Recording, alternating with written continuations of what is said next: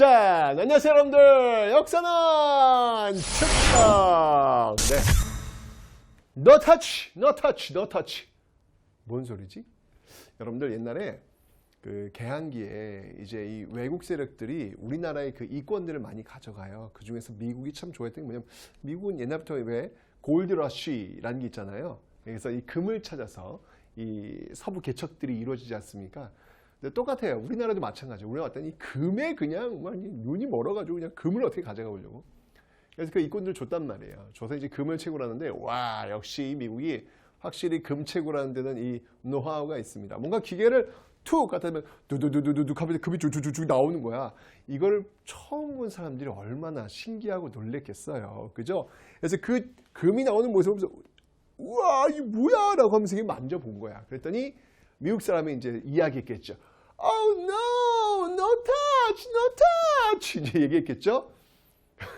그런데 이제 no touch가 무슨 뜻인지 알아야지. 뭐 지금이야 너 만지지 말라는 의미지만 영어를 처음 들어본 거 아닙니까? 이거 전혀 모르죠. 그래서 그냥 이렇게 보면서 그래서 no touch, no touch. 쟤네들은 이걸 이 노다지라고 하는 건 노다지 이렇게 막 나오는 거 노다지 노다지 그래서 막 이 금이 막 쏟아져 나오는 것들을 막 노다지라고 이야기했다는 노터치가 이 노다지가 됐다는 그런 전설적 이야기가 들리고 있습니다. 우리나라의 어떤 그 이권이 넘어가는 그 과정에서 나왔던 하나의 우스갯소리지만 또 이렇게 웃을 수 없는 그런 이야기가 아닐까라는 생각이 드네요. 네, 맞습니다. 문이 열리고 우리 어떤 이권들이 많이 외국으로 유출되죠. 그 과정 속에서 우리는 또 어떤 모습으로 대응하고 저항했는지 그 내용을 여러분 지금부터 한번 살펴보도록 하겠습니다.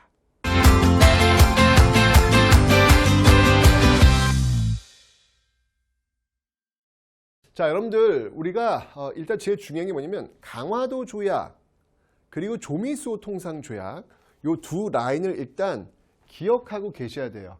이 강화도 조약 라인하고 그 다음에 이 조미수호 통상 조약 라인을 반드시 여러분들 기억을 좀 해 놓으셔야 되겠습니다. 자, 제가 하나씩 한번 가볼게요. 자, 강화도 조약은 여러분 1876년도에 체결이 됩니다. 그죠? 근데 이 강화도 조약 부속 조약을 이제 통틀어 가지고 어떤 내용들이 있었는지 복습하는 거예요. 복습. 새로운 거 하는 거 아닙니다. 자, 일단 여러분들 강화도 조약에서는 부속 조약 이제 포함해서 관세가 설정되지 않았다라고 제가 설명드렸어요. 그죠? 예. 관세가 설정되지 않았다라고 설명드렸습니다. 네, 관세 없어요. 관세가 설정되지 않았고요. 그 다음에 최혜국 대우 자동 업그레이드 규정이라고 그랬죠. 있다 없다. 예, 최혜국 대우 규정도 없어요. 예, 최혜국 대우 규정도 없어요. 이게 이제 76년도 라인을 지금 우리가 공부하고 있는 겁니다. 자, 요 라인을 꼭 기억하셔야 돼요, 여러분들. 요 라인. 예, 1876년도 요 라인 어떤 내용들인지 보자는 이야기예요. 그 다음에 여러분 또 어떤 내용이냐면 개항장 밖으로 나갈 수가 없어요. 그죠? 개항장 안에서만 부산, 원산, 인천 그 심리, 동서남북 심리, 그 개항장 심리, 그 밖으로는 벗어날 수 없다. 그래서 개항장 무역이다라고 이야기했습니다. 강화도 조약의 핵심은 뭐냐면 바로 이 개항장 무역이다라고 제가 설명을 드렸습니다. 자, 기억해 놓으시면 되고요. 그 다음에 곡물이 유출되는 것, 그 곡물이 유출되는 것을 막을 수 있는 어떤 그런 내용들이 있다 없다? 있다 없다? 없다. 그래서 무제한적으로, 무제한적으로 이 곡물이 유출될 수가 있다. 오케이. 자, 요게 바로 요 76년도 요 강화도 조약 요 라인이에요. 요 라인. 자, 그래서 강화도 조약 요거 한번 다시 한 파란색으로 요렇게 제가 한번 왜냐면 요 띠 제가 파란색으로 동일시하게 만들어 놓은 겁니다. 자, 요게 76년도 띠예요. 요게 76년도 띠예요. 강화도 조약 체결하면서 나타난 모습들이에요. 그런데 이렇게 결정되었던 것들이 이제 굉장히 많이 바뀔 거예요. 개항장 무역이니까 여러분들 이건 내지 무역 안으로 들어갈 수 없다는 이야기잖아. 그죠? 예, 내륙으로 들어갈 수가 없다. 그래서 내지 무역은 불가하다. 뭐 이런 내용들이 지금 나왔단 말이에요. 자, 그렇다면 이게 이제 82년도 라인이에요. 82년도 라인. 이 82년도 라인이 되면서 어떻게 변화했을까라는 거예요. 이건 또 이제 노란색으로 한번 좀 쳐보도록 하겠습니다. 노란색 요 띠를 기억하시라고 제가 설명드렸습니다. 요 띠 중요합니다. 요 82년도 띠. 왜냐하면 76년도와 82년도 요 라인 사이에 볼 수 있는 모습으로 오른 것은, 또는 82년 라인 요 이후에 볼 수 있는 모습으로 오른 것은, 이렇게 많이 물어봐요. 예, 그래서 명확히 여러분들 알고 있어야 돼요. 82년도에 그럼 뭐가 있는데 그렇게 중요한데 있죠. 제일 중요한 게 뭐냐면 바로 이 조미수호 통상조약이다라고 하는 거, 이거를 체결한단 말이에요. 조미수호 통상조약, 굉장히 큰 변화입니다. 왜냐하면 앞에서 체결했던 이 강화도 조약의 틀을 많이 흔들어 놔요. 많이 흔들어 놓습니다. 그래서 여러분들 요거 기억해 놓으셔야 되고요. 그리고 이모군란 때 이제 청이 진압하면서 영수증 내밀죠. 영수증 내밀었던 게 바로 이 조청 상민 수류 무역장정이라는 거, 요거를 체결하게 되더라라고 설명을 드렸습니다. 그죠? 노란색으로 해서 띠를 한번 만들어 보는 거예요. 일본이 뭐 가만히 있겠나? 청나라한테 이렇게 줬으니까 우리도 줘! 라고 했겠죠? 자, 이러면서 조일 통상장정이라고 하는 것을 또 체결을 하게 됩니다. 이렇게 노란색 띠를 또 하나 제가 이렇게 만들어 놨습니다. 됐죠, 여러분들? 좋아요. 좋습니다. 자, 그렇다면 이제 하나씩 봅시다. 자, 먼저 이 조미수호 통상조약. 이 조미수호 통상조약이 체결되게 된 그 배경이 있다고 제가 설명드렸죠. 뭐였죠, 여러분들? 그렇죠. 예, 바로 이 조선책략, 황준션의 이 조선책략에 영향을 받아서 결국은 조미수호 통상조약이 체결되었다라고 제가 설명을 드렸습니다. 맞죠? 이 조선책략의 내용은 뭐였냐면 바로 방러하기 위해서, 러시아를 막기 위해서 어떻게 하라? 연미하라라고, 미국과 수교를 하라라는 내용이었잖아요. 이 결과에 의해서 지금 조미수호 통상조약을 체결하게 된 거예요. 그죠? 자, 이 조미수호 통상조약의 내용 중에서 뭐가 있냐면, 자, 우선 갑니다. 우선 여기에는 거중조정이라는 내용이 있습니다. 거중조정. 이 거중조정이라 하면 우리나라가 이제 어떤 어려운 일이 있을 때 미국이 개입하겠다는 얘기예요. 개입해가지고 그 사이에서 조정해 주겠다. 예, 우리를 좀 도와주겠다라고 하는 내용. 여러분들, 그런데 나중에 여러분들 우리가 일본으로 넘어가는 그 과정에서 우리가 바로 이 조미수호 통상조약의 거중조정 이 조항을 내밀고 부탁을 합니다. 부탁 들어줄까 안 들어줄까? 네, 안 들어줘요. 가스라 테프트 미락이라는 게 있습니다. 예, 여기서 미국은 필리핀을 가져가고 일본은 조선을 가져가고, 이런 약속들을 체결하게 되는 것이죠. 다시 한번 얘기합니다, 여러분들. 외교엔 영원한 우방도 영원한 적도 존재하지 않습니다. 오로지 국익만이 존재할 뿐입니다. 뱀처럼 지혜로워야 된다라는 걸 지금 다시 말씀드리고 있는 거예요. 자, 그래서 이 거중조정이라는 게 일단 들어가 있고요. 그 다음에 여러분들, 저 76년띠에서 강화도 조약 그 라인에서 여러분들 관세가 지금 없었죠. 그렇죠. 관세 조항이 없었단 말이에요. 그렇죠. 관세 조항이 없었는데 여기서 들어가요. 네, 여기서 이제 드디어 들어가게 됩니다. 그러니까 82년 띠 이후부터는 관세라는 게 있겠네. 요거 이제 여러분들 놓치지 마시라는 거예요. 그 다음에 근데 여러분, 관세 조항이 이제 이게 없다 보니까 이제 어떤 문제점들이 발생했냐면, 일단 기본적으로 여러분들 이 간의 수공업자들이 엄청나게 타격을 입어요. 간의 수공업. 여기서 이제 물건을 만드는 사람들이 어마어마한 타격을 받을 수밖에 없단 말이에요. 왜냐면 관세가 없으니까, 제가 이야기했잖아요. 영국에서 만들어진 그 굉장히 산업혁명으로 만들어진 그 굉장히 좋은 면제품들이 일본 통에 들어오는데 경쟁이 되겠냐고요. 안 되죠. 그러니까 그러다 보니까 이 집에서 만드는 그 면제품들은 팔리지도 않으면서 망하게 되는 거죠. 이런 모습들이 나타나게 되니까 결국 관세조에 들어왔다는 이야기예요. 오케이? 그 다음에 최혜국 대우 봅시다. 이 최혜국 대우 자동 업그레이드 규정이라고 얘기했는데, 이제 조미수호 통상조약에서 드디어 체결이 됩니다. 예, 조미수호 통상조약에서 체결이 됩니다. 오케이? 네. 굉장히 중요하다는 얘기죠. 그 이후부터 이 최혜국 대우 규정이 계속 다른 나라한테도 다 적용되는 그런 모습들이 나타날 수밖에 없구나라는 것을 알 수 있겠죠. 그죠? 좋습니다. 자, 그러면서 이제 이모군란의 결과 체결되었던 게 이 조청상민수령 무역장정인데, 이게 핵심이 뭐예요? 원래 강화도 조약에서는 계양장 밖으로 벗어날 수 없잖아. 그죠? 그런데 이제 벗어날 수 있단 말이야. 왜? 조청상민수령 무역장정에서는 내지무역을 가능토록 만들잖아요. 내지무역을. 그죠? 예, 이러면서 청나라 상인들이 내지로 들어왔고, 또 일본 상인들도 내지로 들어오면서 이 결과 이제 청과 청과 네, 일본이 경쟁을 하는 이런 시스템. 청나라 상인들이 들어오니까 이제까지 사실 일본이 거의 독점하다시피 했잖아요. 그래서 청나라 상인이 들어온단 말이야. 그러니까 이런 것들이 갈등이 돼서 나중에 이제 청일 전쟁으로 연결되는 그런 어떤 연결고리도 된다라는 것을 기억하시면 되겠습니다. 됐죠? 자, 그다음에 그러니까 이제 내지 무역을 할 수 없으니까 여기서 이제 좋았던 건 뭐냐면 사실 좋았던 것도 있어요, 하나. 그게 뭐냐면 우리 그 전통 상인들 있잖아. 이 전통 상인들이 돈 좀 벌었겠지. 보부상이라든지 객주라든지 이런 사람들이 좀 돈 좀 만졌겠지. 왜? 이 사람들이 지금 내지 무역 할 수 없으니까 이 안으로 물건을 집어 넣으려면 이 전통 상인들을 통해 가지고 넣을 수밖에 없잖아요. 그죠? 그러니까 뭐 보부상이라든지 뭐 객주라든지 뭐 보부상이라든지 뭐 객주라든지 또는 뭐 여각이라든지 뭐 이런 사람들은 좀 돈을 좀 벌 수 있는 그런 구조가 된 거죠. 그런데 이 조총산민수령무역장에서 내지 무역되면서 이 전통상인들 어떻게 되는 거야? 다 죽는 거야. 왜냐면 그들이 직접 가니까. 직접 들어가서 물건 이제 소비자를 파니까. 그걸 중개해줬던 이 전통상인들의 설 자리가 없어지는 것이죠. 그죠?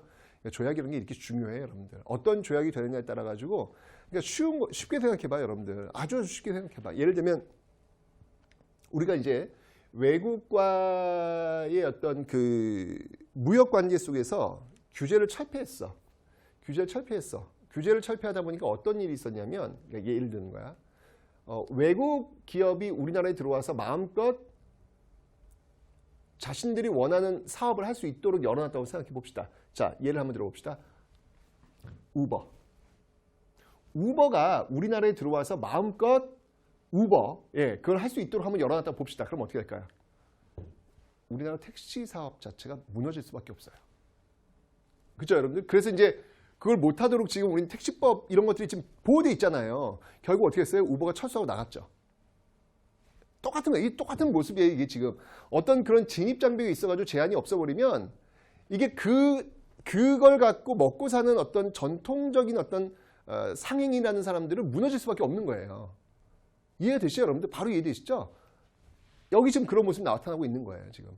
그런 것들이 없다 보니까 지금 전통상인들 무너지고 간헐수급자들 무너지고 이런 모습들이 나타나고 있다는 이야기입니다. 오케이? 자, 무제한 곡물 유출. 자, 이 문제도 역시 마찬가지였습니다. 이 문제도 이제 고쳐요. 이 조일 통상장정을 체결하면서 이제 여기서 이제 뭐 이제 일본한테 최애국 대우 이제 주면서 또 이제 주거니 받거니 한 거예요.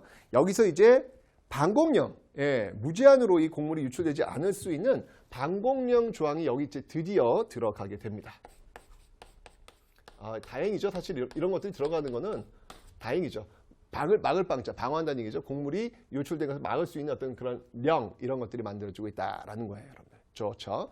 자, 그래서 요 파란색 띠 76년도 라인과 요 노란색 띠 요 82년도 라인을 여러분들이 명확하게 구분하고 계셔야 돼요. 그래서 요 사이 볼 수 있는 모습으로 오른 것은 뭐 관세를 지금 물지 않고 물건을 팔고 있는 외국 상인들의 모습들 개항장에서 뭐 볼 수 있겠죠. 근데 요 밖에서는 요 노란색 라인 이 밖에서는 그런 모습 볼 수 없겠죠. 관세가 물리고 있으니까. 그죠? 그 구분들을 여러분들 좀 정확하게 하실 필요가 있다라는 겁니다. 오케이? 됐죠? 좋아요? 오케이. 조미소 통상조약을 체결하면서 이 조미소 통상조약을 체결하면서 이제 미국과 조약을 체결하고 여기에 이제 파견된 사절단이 있어요. 그 사절단이 누구냐면 바로 보빙사라고 합니다. 여러분 우리 앞에서 배웠죠. 청나라의 무기 보고 배워오세요라고 했던 영선사, 그리고 일본의 수신사, 그리고 조사 시찰단 있었잖아요. 그죠? 미국에 보낸 그 사절단은 이 보빙사가 있다는 얘기야. 이 보빙사 중에 누가 있었냐면 바로 육일준이라는 인물이 있었어요. 육일준. 네, 이란 인물이 있었는데 이 육일준이 갔다 와서 이제 이런 거 쭉 둘러보고 나서 쓴 책이 바로 서유견문. 여러분들 이거 제가 한 번 더 반복하는 거예요. 앞에서 제가 왜 중립화 이야기할 때 설명드렸었습니다. 그죠?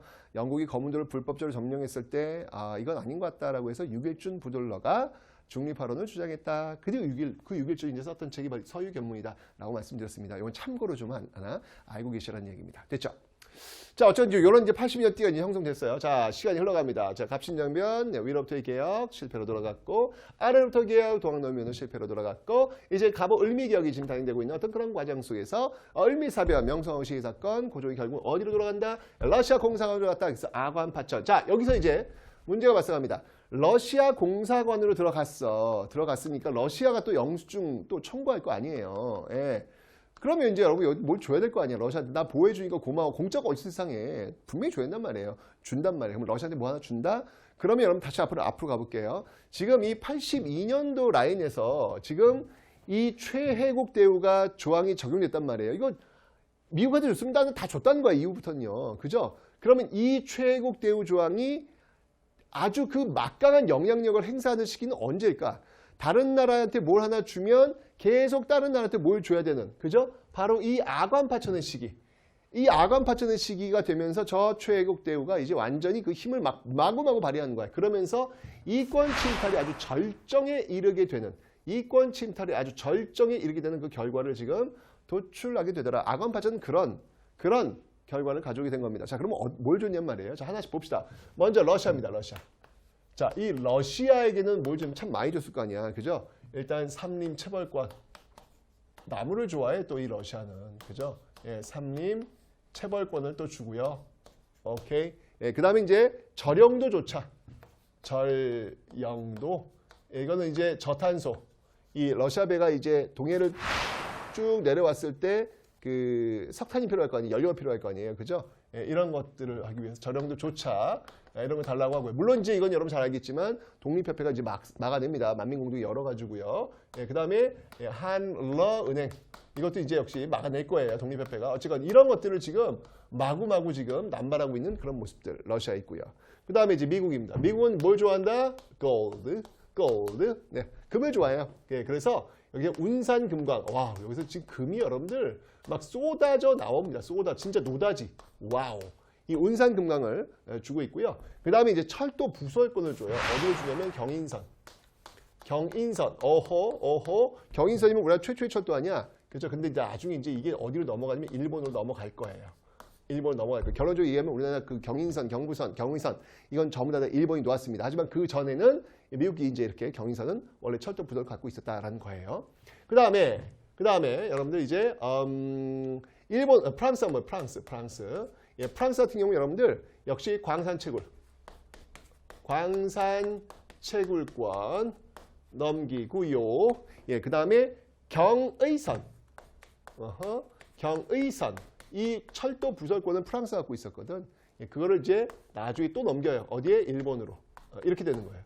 경부선은 원래 이제 일본이 가지고 있었고요. 예, 이러면서 경인선, 경부선, 경의선 다 일본이 놓게 된 어떤 그런 모습들을 지금 갖고 오고 있더라. 하여튼 정말 이게 지금 이 아관파천 때문에 난리가 난 거야 지금 이렇게. 일권 침탈이 막 절정에 이르는 시기예요. 그러니까 저 앞에 단계 이제 앞에 한번 갈게요. 이 앞에 강화도 조약과 이 조민소 통상 조약 요 당시 80년대 이 80년대는 지금 어떤 단계냐면 단순히 물건을 사고 파는 그런 단계야. 물건을 지금 외국 문물과 우리 어떤 쌀 이걸 교환하는 단계야. 첫 번째 단계는 이렇게 연결됐단 말이에요. 그런데 시간이 흘러가면서 이 아관파천 시기가 되면 이 시기가 되면 이제 어떤 모습이 나오냐면 이제는 우리의 이권을 가져가는 시기야. 이권. 처음에는 그저 물건을 교환하는 시기에서 이제는 우리의 이권을 가져가는 시기가 된 거예요. 좀 더 지금 벌려진 거야. 자, 그러다가 이제 이 러일 전쟁 이 시기가 됩니다. 이 러일 전쟁 이 시기가 되면 일본이 이제 우리나라에서 이제 강력한 힘을 발휘하게 되면서 이제는 본격적으로 식민지 경영에 대해서 눈을 뜨게 되는 거예요. 식민지 경영을 하는 의도가 이제 보이게 되는 것이지. 자, 그렇게 되면서 일제가 이 대한시설 강령이라는 것을 이제 만듭니다. 서서히 이제 우리나라 식민지로 하겠다는 의도가 지금 보이고 있는 거예요. 이 대한시설 강령을 통해 가지고 뭘 하려고 했냐면 우리나라에 이거 황무지 있죠. 황무지. 예, 이런 것들을 지금 개간하겠다. 이거 어디 들어봤는데. 그렇지. 애국개몽 운동에서 이걸 막아냈던 어떤 그런 모습들이 있잖아요. 이런 어떤 그 황무지 개간 요구 이런 것들이 지금 이 대한시설 강령을 통해 가지고 나타나고 있다라는 얘기예요. 이제 맨 처음 초창기는 서로 물건을 교환하는 단계였어. 그 다음 단계 아관파천 90년대가 되면 이제 우리 이권을 가져가려고 그래. 그 다음 단계 뭐예요? 이제 땅을 가져가려고 하는 거야. 와우. 지금 서서히 지금 그 우리 어떤 그 경제적인 어떤 주권들을 하나씩 잠식해 들어가는 모습 보이고 있죠.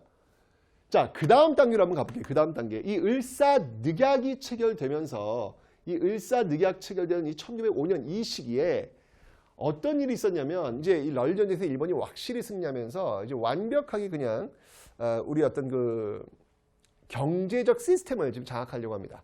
그래서 시행했던 게 뭐냐면 바로 여러분들 1차 한일 협약 때 파견되었던 고문 메가타. 이 메가타가 시행했던 게 바로 이 화폐정리사업이다라는 거예요. 자, 화폐정리사업이 내용이 뭐냐면 우리나라가 원래 전통적으로 백동화 있죠. 백동화. 우리나라의 화폐야. 이 화폐를 뭘로 바꾸는 거냐면 바로 제1은행권으로 바꾸는 거예요. 제1은행권으로 바꾸는 사업. 이게 바로 화폐정리사업이다라는 것입니다. 화폐정리사업이다라는 거예요. 근데 이제 이 과정에서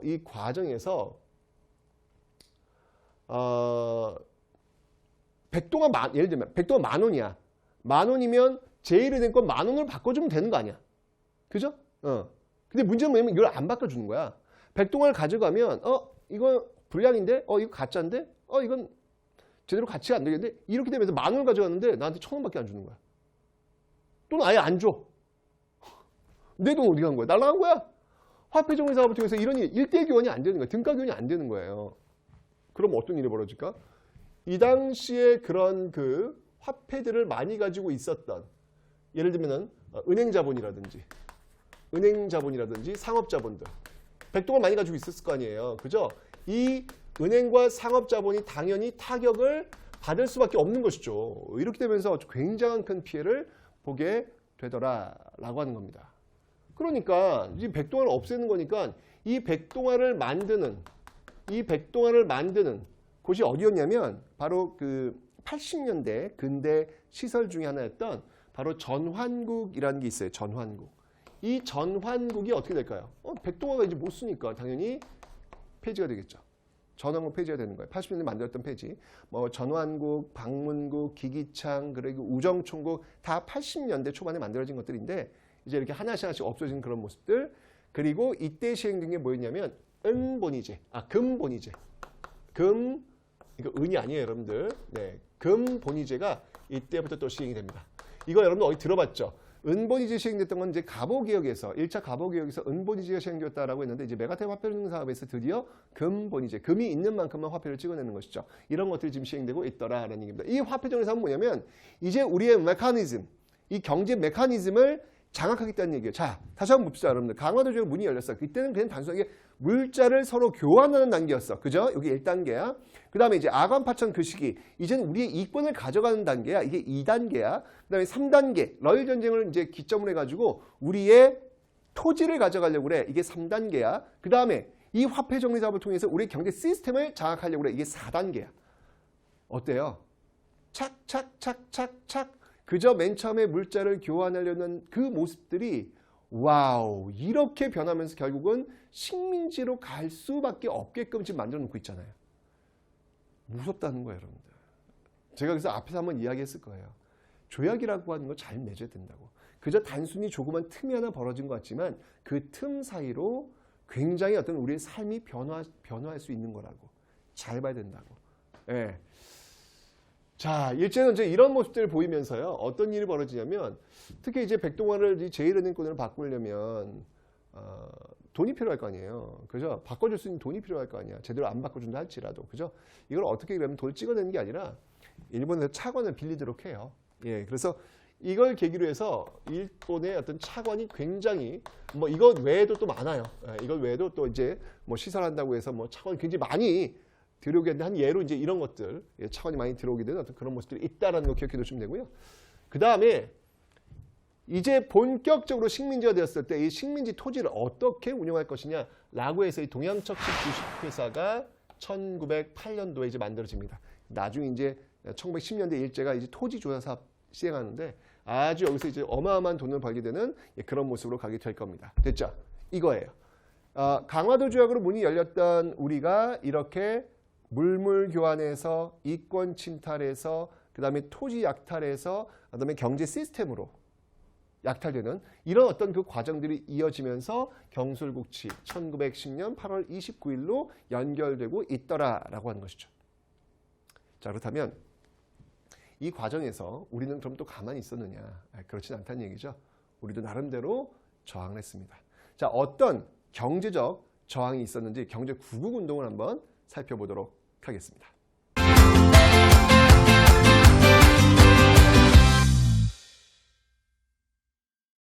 여기에 대한 저항을 잘 볼게요. 일단 지금 조총상민수령 무역장정을 통해 가지고 외국 상인들이 지금 막 들어오고 있단 말이에요. 거대 자본들이에요. 이게 뭐 상대하기가 만만치 않습니다. 여기 지금 대항을 해야 되는데 어떻게 해야 되겠어? 이 거대 자본에 맞서려면 우리들 개미들이 어떻게 해야 되는 거야? 개미들이 연합을 해야죠. 그죠? 그래야 어떤 자본의 어떤 격을 좀 맞출 수 있을 거 아니에요. 그래야 뭔가 경쟁을 할 거 아니야. 그래서 이제 이런 어떤 그 분위기 속에서 어떻게 했냐면 일종의 주식회사라는 걸 만들어요. 그러니까 이제 자금을 모으는 거야. 모아가지고 주를 그러니까 이제 주식을 이제 나눠주면서 그 주식을 갖고 있는 만큼 배분이 되고 이제 그러겠죠, 여러분들. 주식회사. 그런 주식회사를 만드는 거예요. 자본을 좀 크게 키우는 거야. 돈을 좀 모아가지고. 자, 이런 과정 속에서 80년대 초반에 나왔던 그 주식회사 어떤 것들인지 한번 살펴보도록 하죠. 자, 이런 것들을 우리는 뭐라고 하냐면 상회사다라고 합니다. 상회사. 상회사. 일종의 주식회사예요. 대표적인 상회사는 뭐가 있냐면 대동상회.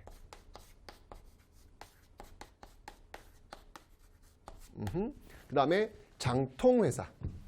그 다음에 장통회사.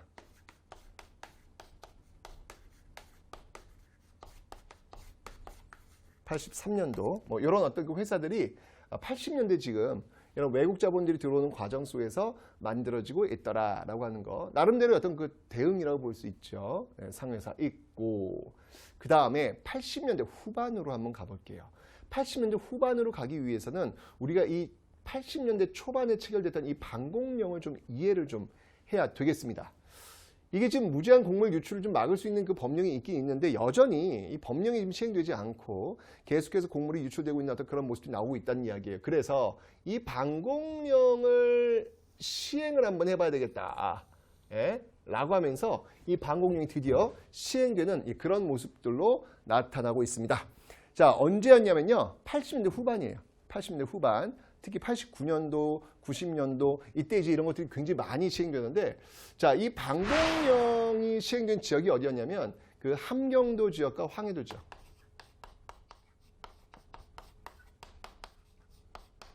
황해도 지역. 이 지역에서 그저 크게 시행이 됩니다. 특히 89년도, 1889년도 이 즈음에서 이 방공령이 좀 시행되고 있다. 이건 여러분들 바로 이 지방관이 이 지역의 지방관이 주도해서 시행을 했던 것이 바로 이 방공령인데 문제는 뭐냐면 이게 과연 어떤 결과를 가져왔냐는 거예요. 이게 원래 저 방공령 조항이 여러분들 어떤 게 있냐면 이 방공령을 시행하려면 일본 상인들이 피해를 볼 거 아니에요. 그 피해를 줄이기 위해서 한 달 전에 미리 통보하라는 내용이 있어요. 한 달 전에 미리 통보하래. 사실 통보했어요. 통보했습니다. 통보했는데 이게 어떻게 전달 과정 속에서 어떤 지연 작전인가? 한 달을 넘게 그들한테 통보가 간 거야. 분명히 한 달 전에 통보했는데 이렇게 되면서 오히려 저들이 이거 조약 위반이다 라고 해가지고 배상금을 지불하라 라고 해서 오히려 배상금을 지불해야 되는 이런 좀 어처구니 없는 일도 있었다라는 거. 하지만 어쨌건 이 80년대 후반에 바로 이런 그 방공령 시행을 통해 가지고 우리 어떤 그 곡물 주권 이런 것들 좀 지켜내는 어떤 그런 모습도 있었다는 거 기억하시면 되겠습니다. 됐죠? 자, 그 다음에 여러분들 이 갑오을미개혁에서 여러분들 우리가 또 볼 수 있는 게 있어요. 그게 뭐였냐면 이제 은행들이 설립할 수 있는, 왜냐하면 여기 조세 급납화가 이루어지잖아. 갑오을미개혁에서 여러분들 특히 이 갑오개혁에서 여러분들 조세 급납화가 이루어지잖아. 세금을 이제 뭘로 낸다? 돈으로 내는 거예요.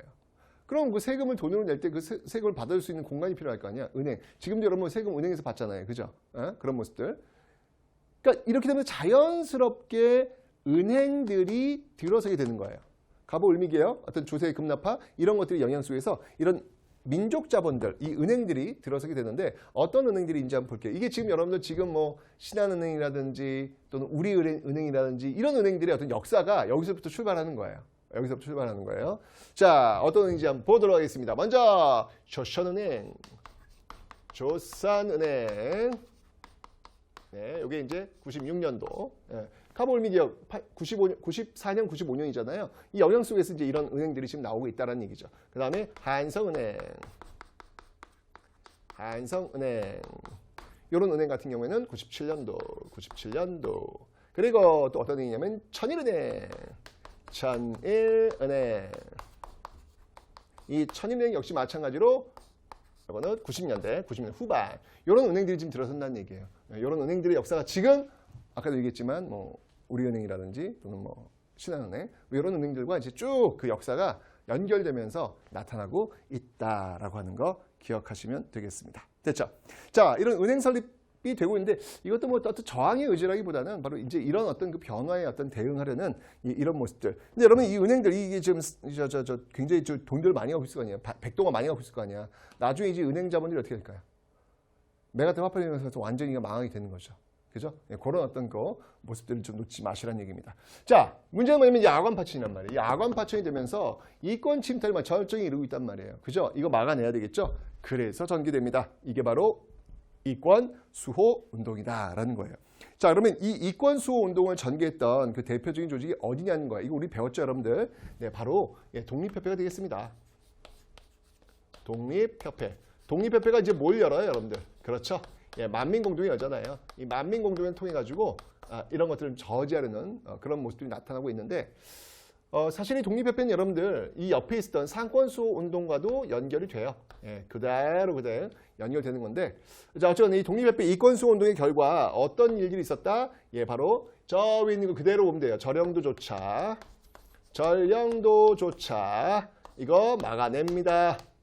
막아내고요. 그다음에 한러은행, 네, 이것도 막아냅니다. 한러은행 폐쇄시킵니다. 네, 이런 모습들 제가 얘기했잖아요. 야, 이 민의 어떤 그 힘을 좀 믿어야 될 마지막 기회다라고 했는데 결국 고종은 뻥 쳐버리는 그런 우를 범하게 됩니다. 자, 그 다음에 여러분들 같은 거예요. 같은 거 나눠진 게 아니라 또 상권수호 운동이 있어요. 이 상권수호 운동이 나오게 됐던 그 이유는 아시죠? 바로 이 조청상민수령무역장정, 예, 바로 외국 상인들이 마음껏 들어오는 그런 과정 속에서 이 상인들이 이제 못 살겠다. 내지부에 강화되니까 못 살겠다. 지키자라고 이제 전개됐던 그 상권수호 운동이 나타나게 되는 것이죠. 이 상권수호 운동을 주도했던 조직이 있어요. 그 조직이 뭐냐면 바로 한국중앙총상회라는 조직입니다. 한국중앙총상회 라는 조직인데 이 한국중앙총상회가 그럼 이건 누가 중심이 되어서 만든 조직인지 좀 아실 필요가 있어요. 이거는 바로 시전상인들. 종로를 중심으로 해서 특권이 있었잖아요. 옛날에 왜 그 정조 때 왜 신의 통공에 의해 가지고 뭐 금난 정권이 철폐되어서 좀 타격을 받기도 했죠. 그죠? 근데 이 시전상인들이 중심이 되어 가지고 외국 세력들이 맞서 싸우는 어떤 그런 모습도 나오고 있다는 얘기예요. 이들은 다 독립협회와 또 연결되어 있는 그런 세력이기도 합니다. 자, 이러면서 상권수호 운동을 전개하고 있다. 자, 이 배경은 뭐다? 다시 한번 이야기하지만 조청상민수령무역장정으로 연결이 되어야 한다라고 하는 거. 이거는 좀 중요하니까 한번 가봅시다. 이건 한번 제가 줄을 라인을 한번 좀 그어드릴게요. 바로 이 조청상민수령무역장정 출발. 바로 여기서부터 이 외국 상인들이 내지로 들어올 수 있는 길이 열렸다고 제가 설명드렸잖아요. 그죠? 예, 그러면서 바로 여기에 영향을 받아서 바로 이런 상권수호 운동이 전개되고 있다라고 하는 것을 놓치지 마시라는 거예요. 됐죠? 그래서 이제 이들이 이제 어떤 모습으로 이제 저항을 하냐면 문 닫아요. 철시투쟁. 네, 문 닫으면서 이렇게 철시투쟁하는 이런 모습들로 저항을 하고 있더라라는 겁니다. 자, 이게 바로 이제 이권수호 운동과 상권수호 운동의 내용들이 되고 있습니다. 처절히 지금 싸우고 있는 그런 모습들 보이고 있죠. 자, 그러면 이제 여러분들 이제 우리 배웠던 거예요. 바로 이 황무지개간 요구 대한시설 강령을 통해서 황무지개간 요구하니까 여기에 대한 반발. 이게 이제 애국개봉 운동에서도 보였잖아요. 경제구구 운동에서도 이제 같이 나올 뿐이에요, 여러분들. 복습하는 거. 어떤 조직이었죠, 여러분들? 보안회였습니다. 보안회. 예, 보안회. 그리고 또 어떤 조직이 있었죠, 여러분들? 예, 농광회사가 있었습니다. 농광회사. 이런 어떤 그 조직들이 하나가 되어가지고 결국은 바로 막아내고 있다라고 하는 거 배우셨죠. 이게 황무지개간 반대 운동이었습니다. 자, 그 다음에 이제 쭉 가요. 을사늑약 끝나고 이제 1907년 정미 7조약 체결하는 아주 이 어수선한 어떤 이런 시기 속에서 전개되는 운동이 뭐냐면 야 우리가 왜 이렇게 지금 외세 침탈에 지금 흔들리고 있느냐. 도대체 그 이유가 뭐냐. 나름대로 판단했는데 그 판단이 뭐냐면 이게 우리가 일본에 너무 기대고 있다.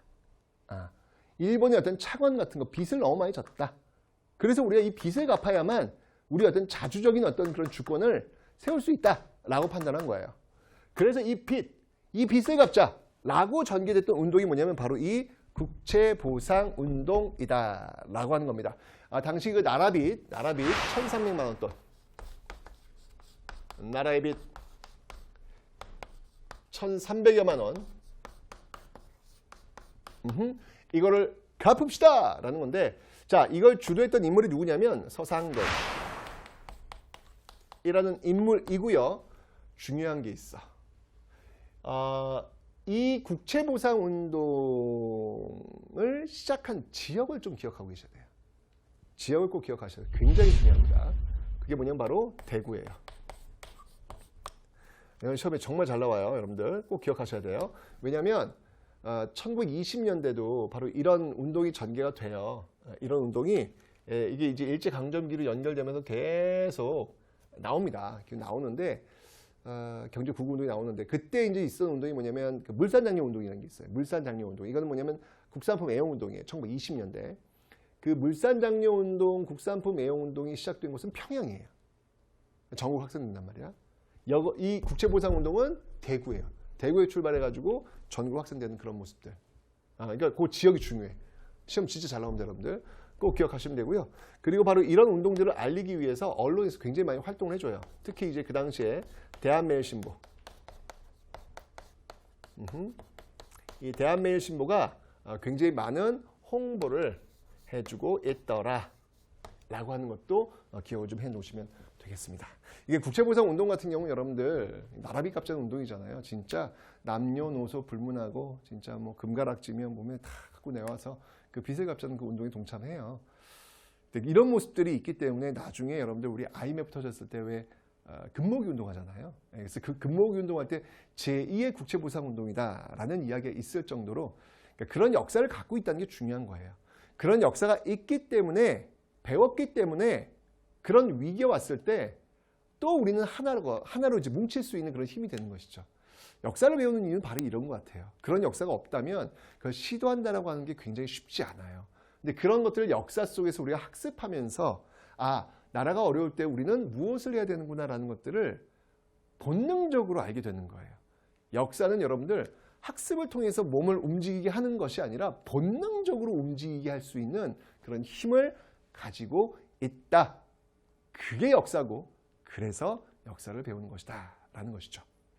자, 이렇게 여러분들 경제 침탈, 점점 확대되고 있는 경제 침탈 속에서 우리 역시 마찬가지로 그에 대응하려는 모습들을 살펴봤습니다. 여기서 끝이 아닙니다. 문화도 마찬가지예요. 문화.